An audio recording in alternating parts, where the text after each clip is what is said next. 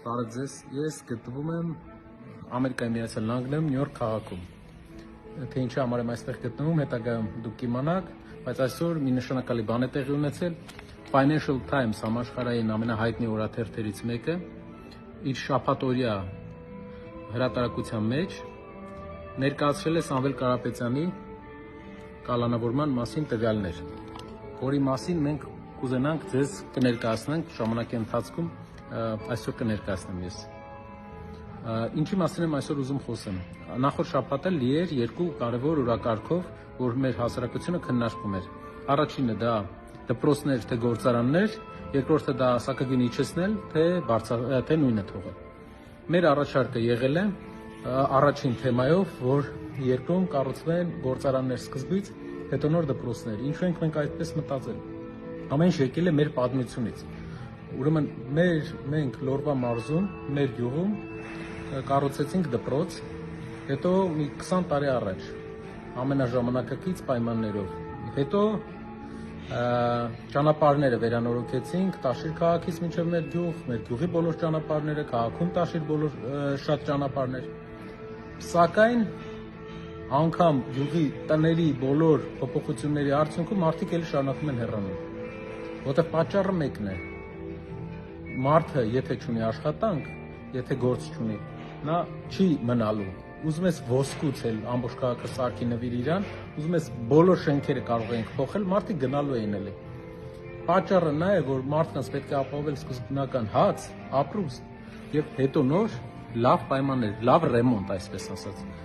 Դպրոցաշինությունը լավ բան է, շատ կարևոր է դպրոցաշինությունը, բայց կարևոր է այս Հայաստանի աղքատության այս պարագայում, երբ 700,000 մարդ, ինչպես հայտնում են 25% բնակչության աղքատ է ապրում, շատ կարևոր է, որ դպրոցաշինությունը որպես առաջնահերթություն լինի այն ժամանակ, երբ որ արտադրությունները, գործարանները կլինեն, հարկ կտան եւ այդ հարկերից կլինի։ Քանի որ մենք վարկ ենք վերցնում, դպրոց ենք կառուցում, հետո այդ վարկը պետք է փակենք հին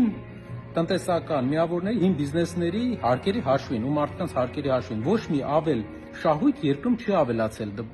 այս ներդրումների արդյունքում։ Իսկ եթե գործարան ենք կառուցում, ավելանում է շահութարկ, ավելանում է եկամտահարկ, երկիրը ակտիվանում է եւ այդ փողերով մենք կարող ենք արդեն առանց վարկ վերցնելու կառուցենք դպրոցներ։ Սա է մեր առաջօրակարգ, երկրորդը սակագնի հետ կապված։ Սակագնին շատ լուրջ պետք է վերաբերվենք եւ մենք շատ ենք մտածել ներկայացնենք սակագինի իջեցնելու ծրագիրը, թե չէ դրանով է պայմանավորված մեր մի քիչ ուշացումը։ Այսինքն հենց սկզբից մենք ներկայացրել էինք, որ պատրաստ ենք 6-ի սակագնից մի մաս իջեցնել, դա դեռ մեր քաղաքականություն հայտնվելուց առաջ էր եւ դա ապացուցելի փաստ է, բոլորը կարող են տեսնել ու ոչ մի նկրտում էլ չկար այդ ժամանակ, որ այսպիսի իրավիճակներ կլինեն, բայց այն ժամանակ մենք մտածում էինք, արտահայտեինք, թե չէ, որտեղ սակագին իջեցնելը, ճիշտ են ասում, ունի երկու ծայր։ Առաջինը հնարավոր է դու կարողանալու ես պահել սակագինը, թե չէ,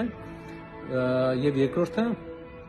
արդյոք իջեցնելով ինչ դրական էֆեկտ է ստալի բնակչության համար։ Հայաստանում կյանքը բավականին թանկ է, աղքատությունը բարձր է եւ մենք առաջարկենք մենակ բնակչության համար իջեցնենք, դա է մեր առաջարկը եւ մենք շարունակում ենք առաջարկել։ Ուզում եմ նաեւ նշել, որ շատ կարեւոր է, որ այս շաբաթվա երկու օրակարգերը հեղափոխական օրակարգեր էին իմ կարծիքով, որովհետեւ մեր երկիրը առաջի անգամ սկսում է քննարկել մեր երկրի իշխանությունը եւ ապագա իշխանությունները սկսում են քննարկել մի ձևաչափ, որը կապված է մարդկանց կյանքի հետ։ Մենք չենք անվանարկում, չենք վիրավորում ոչ մեկին եւ աշխատում ենք պահել այդ կարմիր գծերը, ոչ թե նրա համար, որ